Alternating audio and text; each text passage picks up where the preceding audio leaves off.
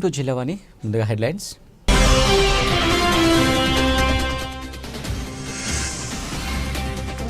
YCP ప్రభుత్వం Jal Jeevan machine నిధులను దుర్వినియోగం చేసిందని ఆరోపించిన డిప్యూటీ సీఎం. విజయవాడలో నిర్వహించిన జల్ జీవన్ మిషన్ వర్క్షాప్లో పాల్గొన్న పవన్ కళ్యాణ్.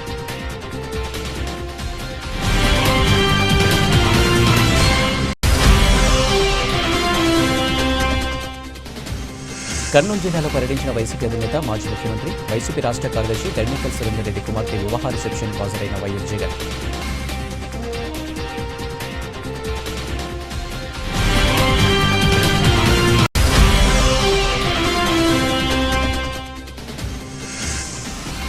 శ్రీకాకుళం జిల్లా వ్యాప్తంగా పలు ప్రాంతాల్లో ఘనంగా కేంద్ర మంత్రి కించరపు జన్మదిన వేడుకలు. ఎమ్మెల్యే గొండు శంకర్ పిలుపు మేరకు పట్టణంలో పలు సేవా కార్యక్రమాలు నిర్వహించిన రామ్మోహన్ నాయుడు అభిమానులు.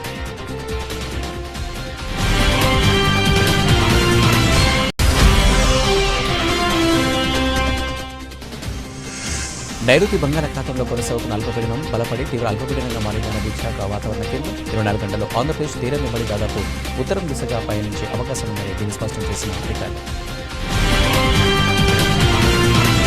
వైసీపీ ప్రభుత్వం జల్ జీవన్ మిషన్ నిధులను దుర్వినియోగం చేసిందని డిప్యూటీ సీఎం పవన్ కళ్యాణ్ ఆరోపించారు. జల్ జీవన్ మిషన్ కింద 4,000 కోట్లు ఖర్చు పెట్టామని గత ప్రభుత్వం చెబుతుందని, కానీ తాను ఏ జిల్లాకు వెళ్లినా నీళ్లు రావట్లేదనే ఫిర్యాదులు వస్తున్నాయన్నారు. విజయవాడలో నిర్వహించిన జల్ జీవన్ మిషన్ వర్క్షాప్లో ఉప ముఖ్యమంత్రి పవన్ కళ్యాణ్ పాల్గొన్నారు. రాష్ట్రంలో 95.44 లక్షల కుటుంబాలకు గాను 70.04 లక్షల గృహాలకు నీటి కుళాయిలు అందించామని, ఇంకా 25.40 లక్షలకు నీటి కుళాయిలు ఇవ్వాల్సి ఉందని జల్ జీవన్ మిషన్ తెలియజేసిందన్నారు. అయితే దీనిపై పల్స్ సర్వే చేస్తే 85.22 లక్షల కుటుంబాలకు గాను కేవలం 55.37 లక్షల గృహాలకి నీటి కుళాయిలు అందించారని తెలియజేసిందన్నారు.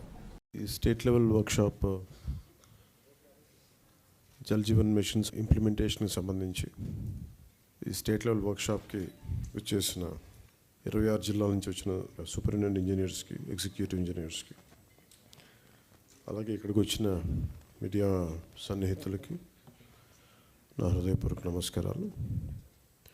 వేదిక పైన నాతో పాటు ఆసీనులైన శ్రీ శశిభూషణ్ గారు, principal secretary, Panchayati Raj rural development, rural water supply వారికి,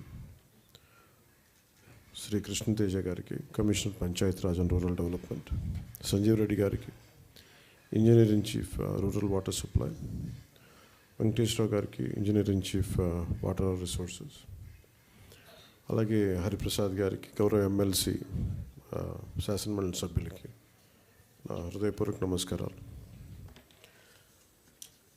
ఈ జల్ జీవన్ మిషన్ ఈ రోజున ఒక 2019 ఆగస్టులో ప్రారంభమైంది. 2024కి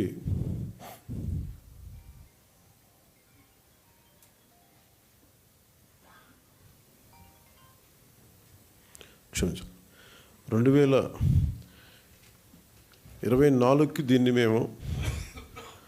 మరింత బలోపేతం చేయాలని. ఇప్పటిదాకా జల్ జీవన్ మిషన్ కేవలం నీటిని అందించడం దాని వరకే అంతవరకు పరిమితమైంది. ఇది గౌరవ ప్రధానమంత్రి శ్రీ నరేంద్ర మోదీ గారి కళ.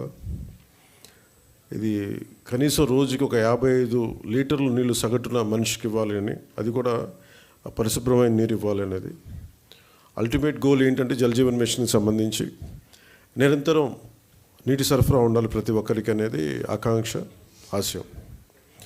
దాంట్లో కనీసం ముందస్తుగా కనీసం 55 లీటర్లు కనీసం ఇవ్వాలి అనేది ఆకాంక్షతోటి స్టార్ట్ అయింది. ఇప్పుడు ఈ అమృతధార ఈ వర్క్షాప్ని ఎందుకు అమృతధారని పెట్టాము Jal Jeevan mission revamp program కింద అనుకుంటే, ఒకటి ఉన్న నీటి వనరులని బలోపేతం చేయటం, అలాగే maintenance of existing schemes, already ఉన్న వాటర్ స్కీమ్స్ అన్నిటినీ వాటి మెయింటెనెన్స్ ఎలా ఉన్నాయి ఏంటి అనేది, అలాగే వాటర్ కన్జర్వేషన్ కూడా ఎంత కీలకమో దీన్ని జల్ జీవన్ మిషన్లో లేదు, కానీ ఇది మనం తీసుకున్న తర్వాత కొత్త ప్రభుత్వం ఎన్డీఏ ప్రభుత్వం వచ్చిన తర్వాత మనం తీసుకునేవి వాటర్ కన్జర్వేషన్ కూడా చాలా కీలకమైంది. అలాగే ట్రైనింగ్ అండ్ కెపాసిటీ, ఒకటికి ఉద్యోగస్తులకే కాకుండా ప్రజలను కూడా దీంట్లో భాగస్వామ్యం చేయాలనేదే ఒకటి. అలాగే దీంట్లో ఈ ఐటీ సిస్టమ్స్ ద్వారా దీన్ని మనం స్ట్రీమ్లైన్ ఆపరేట్ చేసే విధానం, అలాగే గ్రీవెన్స్ రిడ్రెసల్, ఏమైతే నీటి సరఫరాలు ఇబ్బందులు ఏమున్నాయో రిపీటెడ్గా వచ్చే అవుట్ ఆఫ్ మెయింటెనెన్స్, వాటికి కూడా ఒక విధి విధానాలని రూపొందించడం. అది దీనికి సంబంధించి ఈ అమృతధార సంబంధించి ఒకసారి చెప్పుకున్న మనం రిపీటెడ్గా ఉంటుందని కానీ బట్ కనీసం ఒక్కరోజు ఒక గంట నీళ్లు తాగకపోయినా ఒక పూట నీళ్లు తాగకపోయినా దాని కష్టం ఎంత ఉంటుందో మనందరికీ తెలిసిందే. ఏకాదశి వ్రతాలు కానీ ఏదైనా సరే పొద్దున్నుంచి సాయంత్రం వరకు నీళ్లు తాగకుండా రకరకాల మనం ఈ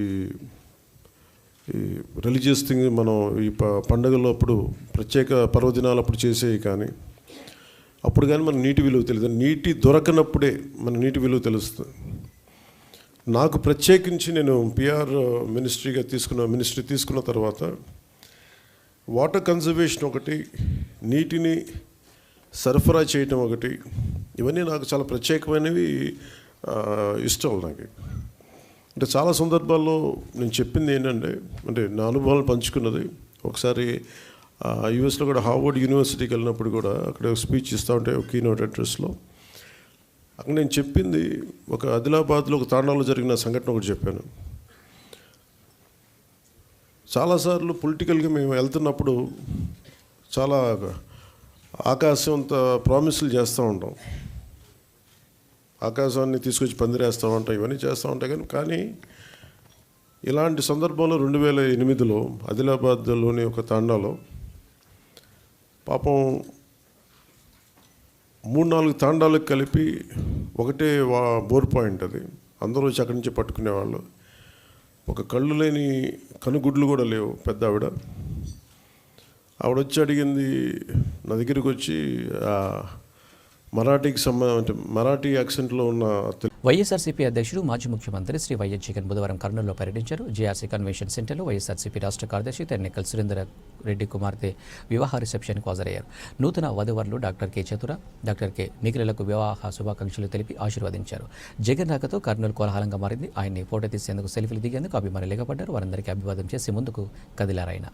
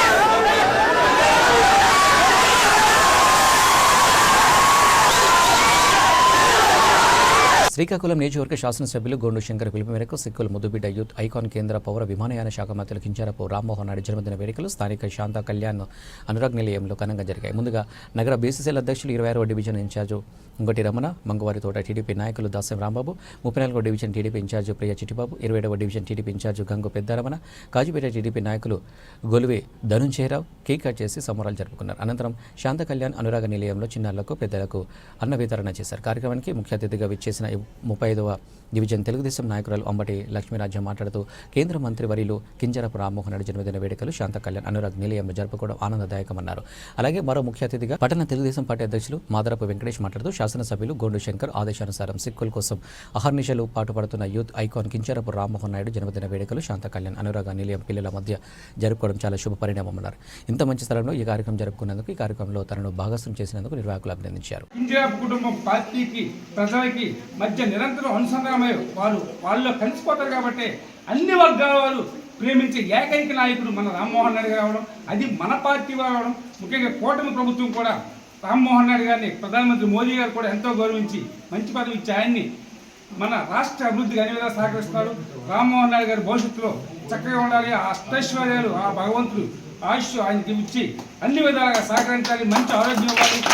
మనందరం కూడా ఇప్పుడు రామ్మోహన్ నాయుడు గారికి, చంద్రబాబు నాయుడు గారికి, కోటి ప్రభుత్వాన్ని సహకరించాలని కోరుకుంటూ సెలవు తీసుకున్నట్టు. శ్రీకాకుళం పార్లమెంటరీ అభ్యర్థి అయిన మన కింజరాపు రామ్మోహన్ నాయుడు గారు, కేంద్ర మంత్రివర్యులు, మన సిక్యోల ఖ్యాతిని ప్రపంచ దేశాలు చాటి చెప్పిన మహోన్నత నేతగా ఎదిగిన ఆయనకి ఈరోజు మన శ్రీకాకుళంలో ఒక మన పిల్లలు ఇప్పుడు ఉన్నారు, వీళ్ళ శాంత అనురాగ నిలయంలో ఈ కార్యక్రమం చేయదలుచుకున్నాం. వాళ్ళందరికీ కూడాను ఈరోజు మా బృందం మొత్తం టోటల్ దామోదరు, అలాగే మన తెలుగు జగదీషు, అలాగే నాని, అలాగే మన నాని ఒకటి, తర్వాత మేషారు చిట్టుబాబు గారు, అలాగే రమణ గారు, అందరు కొత్తపేట గొంగు రమణ గారు, అందరూ కలిసి ఈ బృందంతో సంయుక్తంగా ఇక్కడ ఈ కార్యక్రమం నిర్వహించాలని నిర్ణయించుకున్నాం. అలాగే ఈ కార్యక్రమానికి ముఖ్య అతిథికి వచ్చిన మన మాధవ్ వెంకటేష్ గారికి, అలాగే లక్ష్మీరాజ్యం గారికి, అలాగే మా మిత్రుడు సోదరుడికి కూడాను హృదయపూర్వక ధన్యవాదాలు తెలియజేసుకుంటూ ఉన్నాము. ఈ కార్యక్రమం ఇక్కడ ఈ రోజు ఏ ఏరియాలో ఆ గుళ్ళలో పూజా కార్యక్రమాలు కూడాను చేయడానికి నిర్ణయించుకున్నారు. ఆ నిర్ణయించడానికి మన కమిటీ వాళ్ళుగా ఉంటున్న మాధవ వెంకటేష్ గారు పట్ట కమిటీకి కొంతమంది నిర్ణయించారు. ఆ నిర్ణయించే వాళ్ళు వాళ్ళ ఆధ్వర్యంలో పూజలు అవుతున్నాయి. అలాగే ఎమ్మెల్యే గారు ఇది ప్రతిష్టాత్మకంగా తీసుకొని ఈ కార్యక్రమం చేద్దామని గౌరవనీయులైన మన గుండు శంకర్ గారు ఈ కార్యక్రమం జరిపిస్తున్నారు. శ్రీకాకుళంలో భారీ ఎత్తుగా జన సమీకరణ చేయాలన్నారు. అలాగే ఈ కార్యక్రమాలు కేకులు కానివ్వండి, ఎక్కడ కడితే అక్కడ సెలబ్రేషన్ కార్యక్రమం చేయమన్నారు. అలాగనే ఇది కాకుండా శ్రీకాకుళం మొత్తం కొత్త కళ తీసుకురావాలి. ఏంటంటే ప్రపంచ దేశాల ఖ్యాతిని ఆర్జిస్తున్న మన గౌరవనీయులైన కింజరాపు రామ్మోహన్ నాయుడు గారి నైరుతి బంగాళాఖాతంలో కొనసాగుతున్న అల్పపీడనం మరింత బలపడి తీవ్ర అల్పపీడనంగా మారిందని విశాఖ వాతావరణ శాఖ అధికారి తెలిపారు. ఇది రానున్న 24 గంటల్లో ఇది వాయువ్య దిశగా ఉత్తర తమిళనాడు, దక్షిణ ఆంధ్రప్రదేశ్ తీరం వైపు వెళ్లే అవకాశం ఉందని, మరో 24 గంటల్లో ఆంధ్రప్రదేశ్ తీరం వెంబడి దాదాపు ఉత్తరం దిశగా పయనించే అవకాశం ఉందని, దీని ప్రభావంతో రాబోయే 3 రోజుల పాటు ఉత్తర కోస్తాంధ్ర, దక్షిణ కోస్తాంధ్ర జిల్లాలో భారీ నుండి 1-2 అతి భారీ వర్షాలు కురిసే అవకాశం ఉన్నాయని అంచనా వేస్తున్నారు. తీరం వెంబడి 30-35 కిలోమీటర్ల వేగంతో గాలులు వీచే అవకాశం ఉందని, రాబోయే 3 రోజుల పాటు మత్స్యకారులు వేటకు వెళ్లరాదని సూచించారు.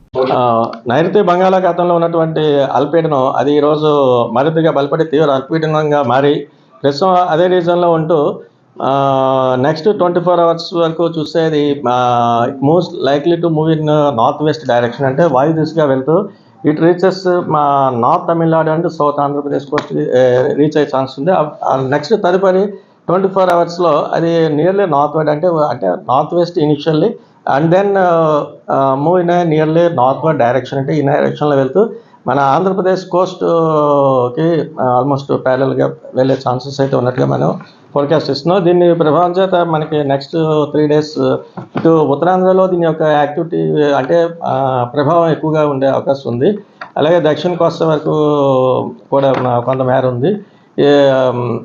ఈ రోజు వరకు చూస్తే మనం నెక్స్ట్ కమింగ్ 24 అవర్స్లో ఉత్తరాంధ్రలో అయితే ఉత్తరాంధ్ర, దక్షిణ కోస్తా 2 చోట్ల కూడా పలు ప్రాంతాల్లో ఒక మోస్తరు వర్షాలు, కొన్ని జిల్లాలకు అయితే 1-2 చోట్ల భారీ వర్ష సూచన కూడా ఇస్తున్నాం ఈ రోజుకి.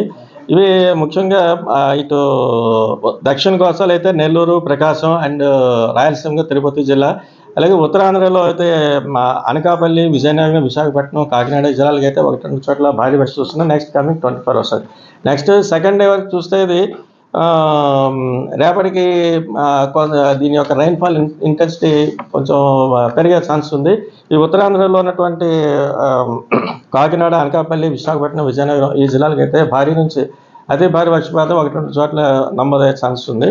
అలాగే నెక్స్ట్ హెవీ రైన్స్ కూడా కొన్ని జిల్లాలకి వచ్చే అవకాశం ఉన్నట్టుగా మన ఐఎండీ ప్రెడిక్షన్ చేస్తుంది.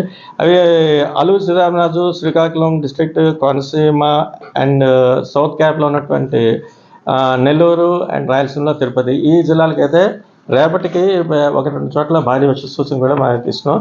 అలాగే నెక్స్ట్ దీని యొక్క ఈదురుగాలి ప్రభావం కూడా క్రమేపీ ఇంక్రీజ్ అవుతుంది. ఈరోజు వరకైతే ఆల్రెడీ దక్షిణ కోస్తాలో అయితే ఆల్రెడీ కమెంట్స్ అయ్యేవి. ఈదురుగాలి ప్రభావం గంటకి 35 నుంచి 45 kilometres, sometimes it may go up to 55 kmph. So ఈ దక్షిణ కోస్తా తెరవబడి ఉన్న మత్స్యకారులు ఈ రోజు నుంచి వేట వెళ్ళదని చెప్తున్నాను. అలాగే రేపటి నుంచి చూస్తే ఇటు ఈ గాలుల ప్రభావం అంటే ఉత్తరాంధ్రకు కూడా విస్తరిస్తుంది. అంటే రేపటి నుంచి చూస్తే మొత్తం కంప్లీట్ ఆంధ్ర కోస్ట్ అందరూ కూడా మత్స్యకారులను వేటకు వెళ్ళొద్దని చెప్తున్నాం.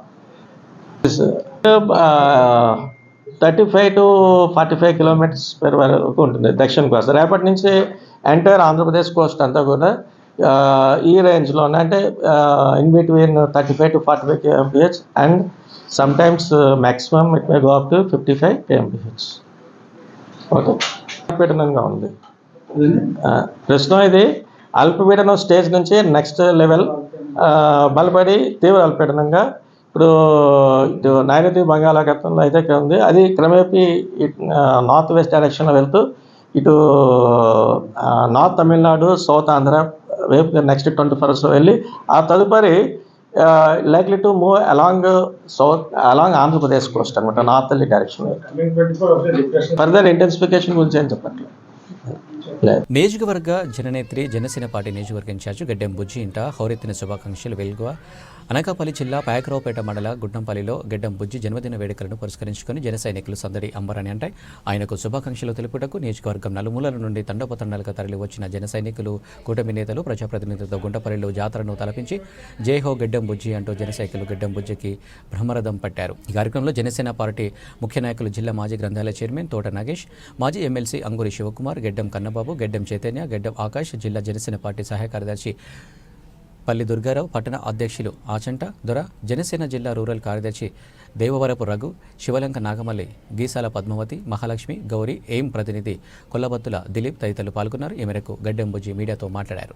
నా జనతన్న పురస్కరించుకొని 4 మండలాల జన సైనికులు, వీరబైళ్ళు, అలాగే కూటమి నాయకులందరూ కూడా వచ్చి నా జనతన శుభాకాంక్షలు తెలిపినందుకు ముందుగా అందరికీ ధన్యవాదాలు తెలుపుకుంటున్నాను.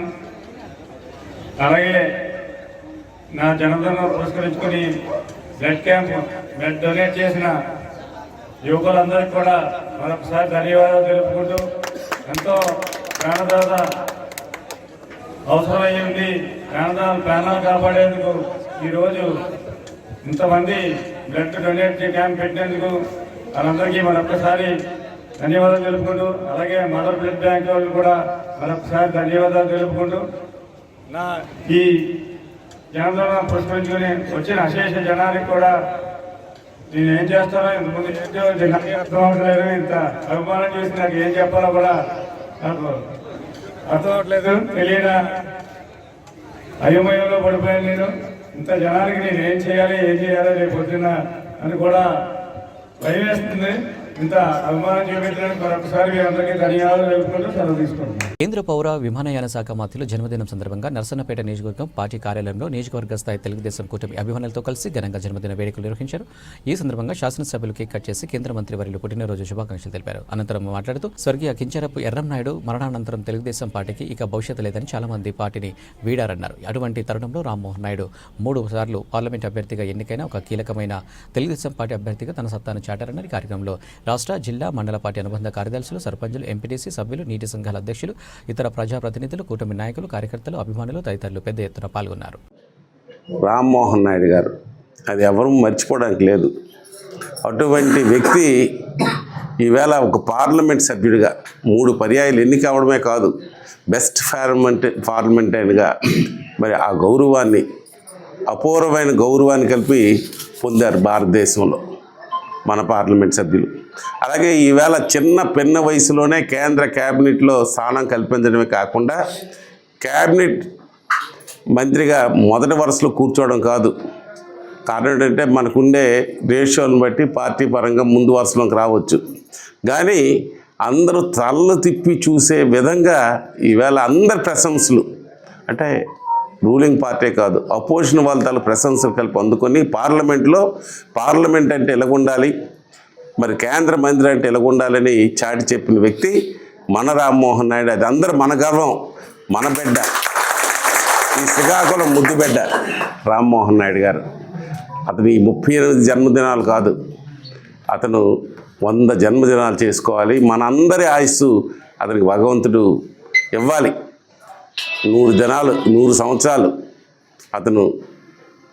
అతని నాయకత్వంలో మన జిల్లా ఎలాగా ఉంటుంది, మన పార్లమెంట్ ఉంటుంది, దేశంలో కలిపి అతని నాయకత్వం కొనసాగాలని ఆకాంక్షిస్తూ వారికి మరొకసారి అందరి తరపున శుభాకాంక్షలు తెలియజేస్తూ, అలాగే నూతనంగా నిన్న జరిగే ఎన్నికల్లో డిస్ట్రిబ్యూటివ్ కమిటీ చైర్మన్లుగా మరి బాధ్యతలు డీసీ చైర్మన్లుగా బాధ్యతలు చేపట్టిన వరుస డీసీ చైర్మన్లుగా బాధ్యతలు చేపట్టినటువంటి మరి మన వెంకటప్పలనాయుడు గారికి, అలాగే చిన్న చంద్రశేఖర్ గారికి మరి మనందరి తరపున శుభాకాంక్షలు తెలియజేస్తూ, నూతనంగా మరి సాగునీటి సంఘాల అధ్యక్షులుగా ఎన్నుకోబడిన చాలామంది ఉన్నట్టున్నారు. మన అడ్వకేట్ గారు ఉన్నారు, చాలామంది ఉన్నారు. ఇక్కడ మన మెండశ్రీని ఉన్నాడు, మన సింహలక్ష్మి. వైసీపీ మాజీ ఎమ్మెల్యే ధనలక్ష్మి గత కొన్ని రోజులుగా తాజా ఎమ్మెల్యే శిరీషాదేవిపై చేస్తున్న అసత్య ప్రచారాలను మీడియా సమావేశం ద్వారా ఎమ్మెల్యే తీవ్రంగా ఖండించారు.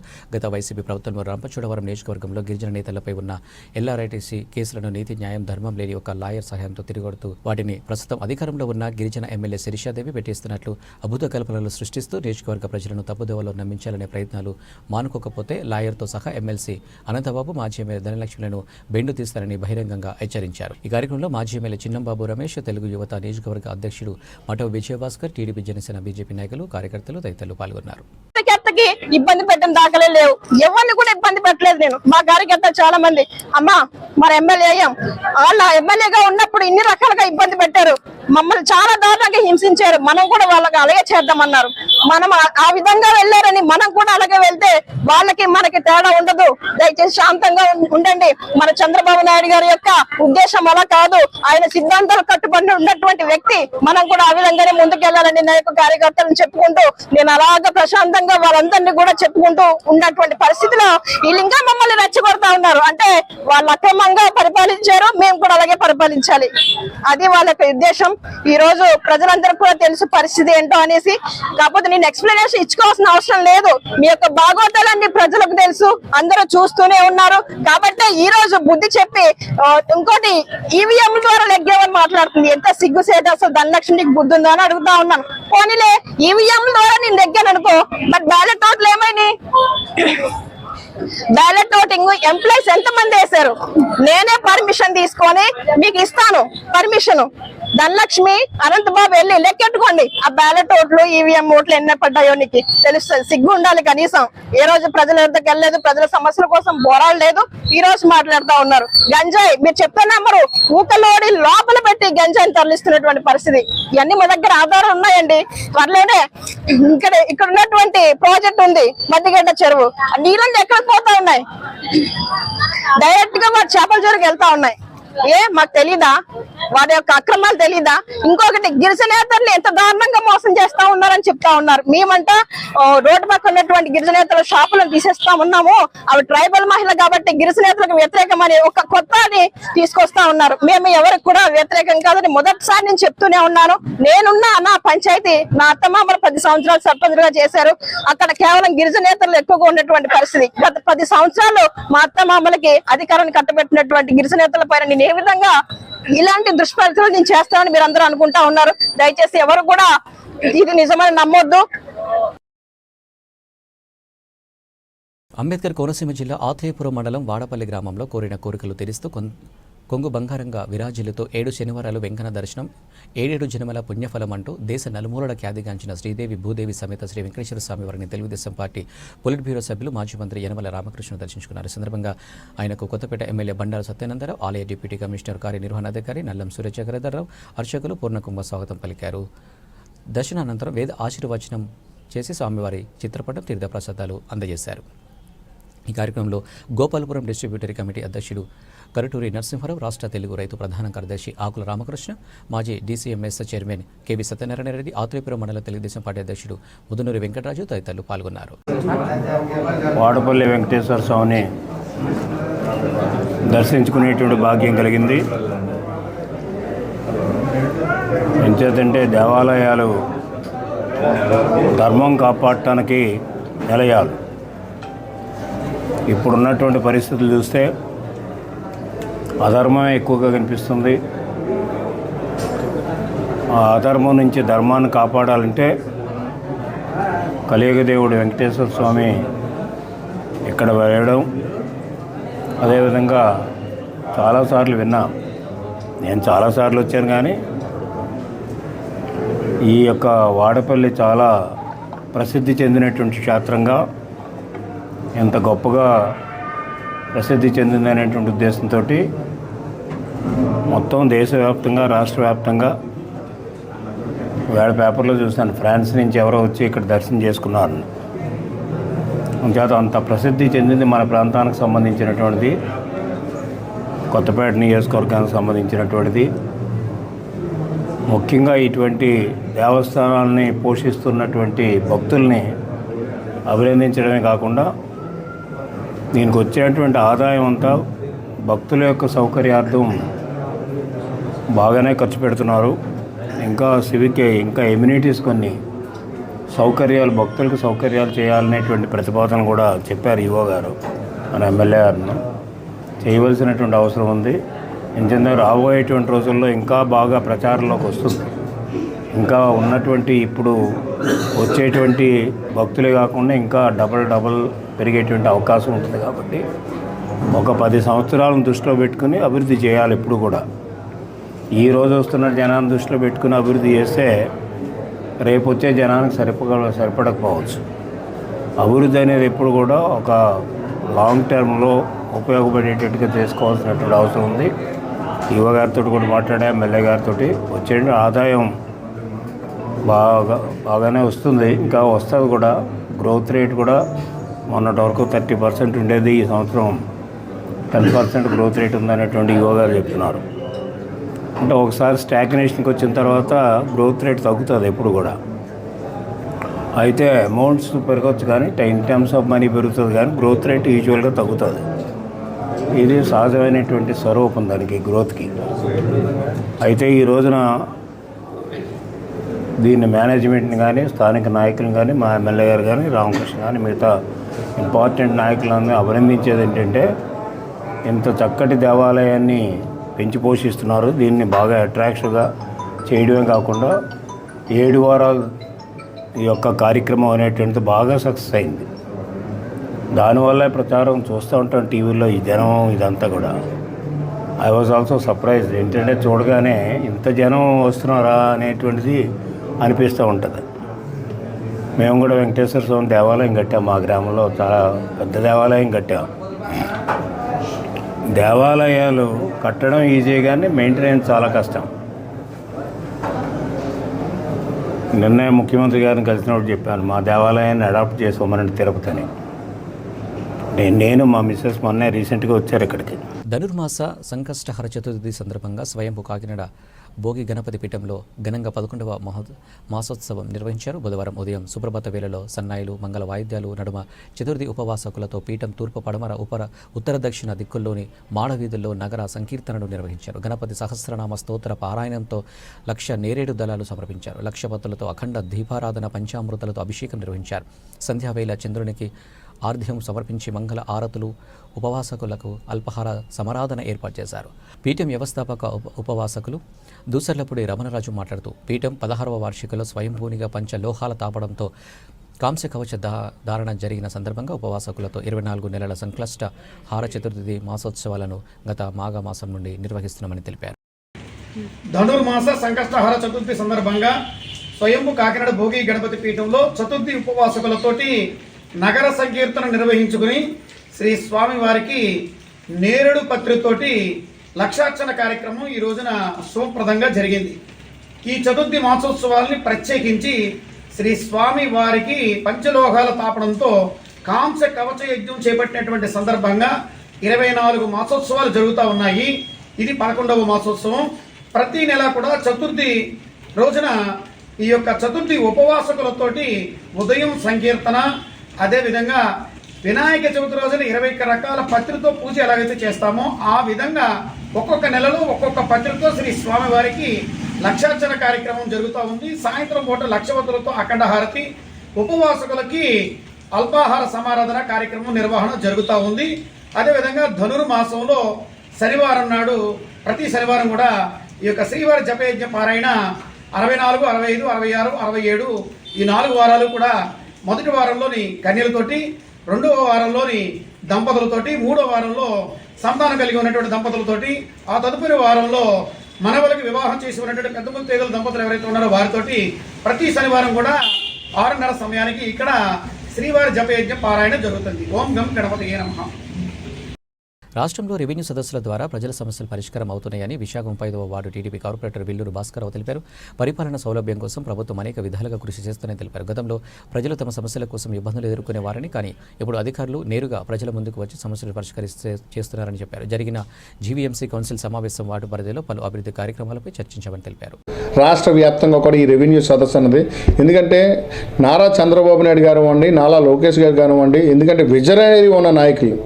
ఎందుకంటే ఒకసారి నారా చంద్రబాబు నాయుడు గారు 2020లో అంటే విజన్ 2020 అని చెప్పేసి 2000లోనే 1999లోనే హైదరాబాద్లో కట్టిన హైటెక్ సిటీ ద్వారాగా ఈరోజు అనేక మంది వేల మంది ఈరోజు సాఫ్ట్వేర్ ఎంప్లాయీలుగా, ఎందుకంటే బ్రాండ్ అంబాసిడర్గా సాఫ్ట్వేర్కి తయారైంది. అలాగే నారా చంద్రబాబు నాయుడు గారు ఈ కార్యక్రమం పెట్టింది దేనికేనంటే రేపు రాబోయే రోజుల్లో అర్హులైన పెన్షన్దారులకు, బెనిఫిషరీస్కి, లబ్ధిదారులకి ప్రతి ఒక్కరికి కూడా క్యాస్ట్ సర్టిఫికేట్ అవసరం, ఇన్కమ్ సర్టిఫికేట్ అవసరం.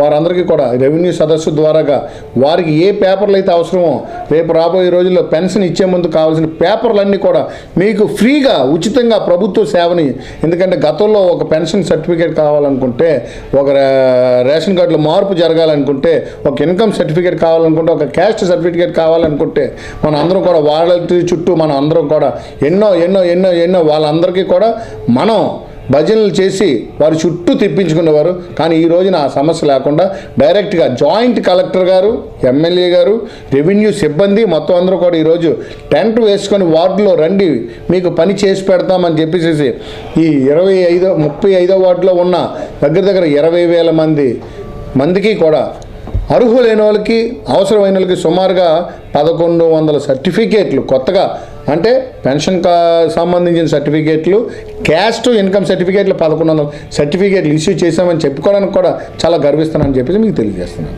మన వార్డులో డ్రింకింగ్ వాటర్ సమస్య, అలాగే ఇందిరా ప్రియదర్శిని మున్సిపల్ స్టేడియం సమస్య, ఈ స్ట్రీట్ ఏవైతే ఉన్నాయో సందు రోడ్ల సమస్య, ఈ 3 కూడా మాట్లాడడం జరిగింది.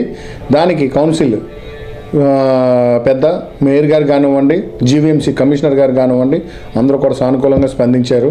రాబోయే రోజుల్లో ఈ సమస్యలన్నీ కూడా తీర్చిదిద్దడానికి కూడా హామీ ఇవ్వడం జరిగింది. కీలకమైన అంశాలు అయితే అభివృద్ధి అన్నది ఏంటన్నది, ఈ 35వ వార్డు రోడ్లు మాత్రం 100% కూడా సింగపూర్ తలదన్నే విధంగా ఇక్కడ ఉన్నవన్నీ కూడా రోడ్లు 35వ వార్డు చుట్టూ కూడా, అటు వేలంపేట చుట్టూ కానివ్వండి, పోస్ట్ ఆఫీస్ చుట్టూ, అలాగే స్టేడియం చుట్టూ కానివ్వండి, పూర్ణ మార్కెట్ చుట్టూ కానివ్వండి, ఎక్కడైనా సరే రోడ్లు అన్నది సస్యశ్యామలంగా నల్ల తాచుపాము లెక్క రోడ్లన్నీ కూడా నిర్మాణం చేయడం జరిగింది.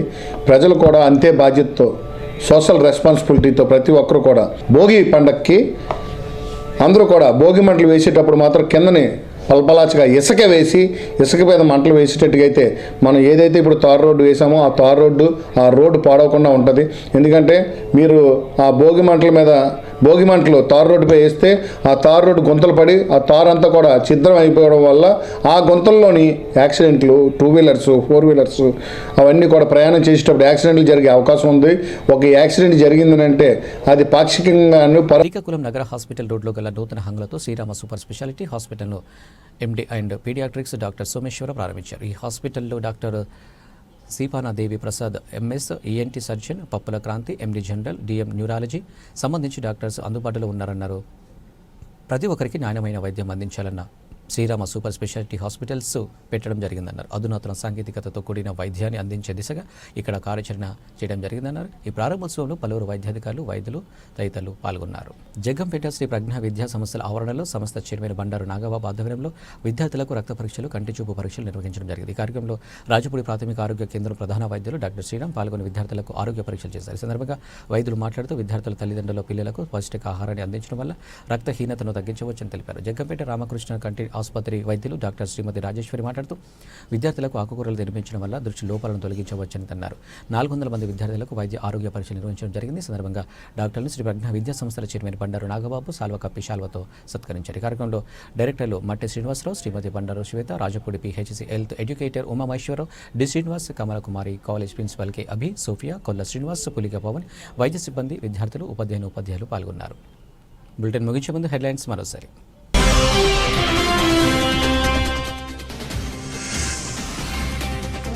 వైసీపీ ప్రభుత్వం జల్ జీవన్ మిషన్ నిధులను దుర్వినియోగం చేసిందని ఆరోపించిన డిప్యూటీ సీఎం. విజయవాడలో నిర్వహించిన జల్ జీవన్ మిషన్ వర్క్షాప్లో పాల్గొన్న పవన్ కళ్యాణ్.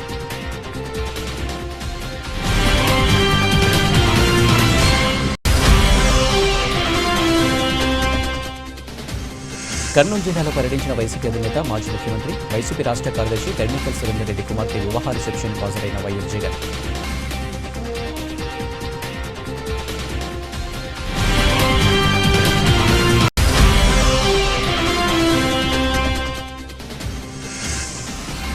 శ్రీకాకుళం జిల్లా వ్యాప్తంగా పలు ప్రాంతాల్లో ఘనంగా కేంద్ర మంత్రి కించరపు జన్మదిన వేడుకలు. ఎమ్మెల్యే గొండు శంకర్ పిలుపు మేరకు పట్టణంలో పలు సేవా కార్యక్రమం నిర్వహించిన రామ్మోహన్ నాయుడు అభిమానులు.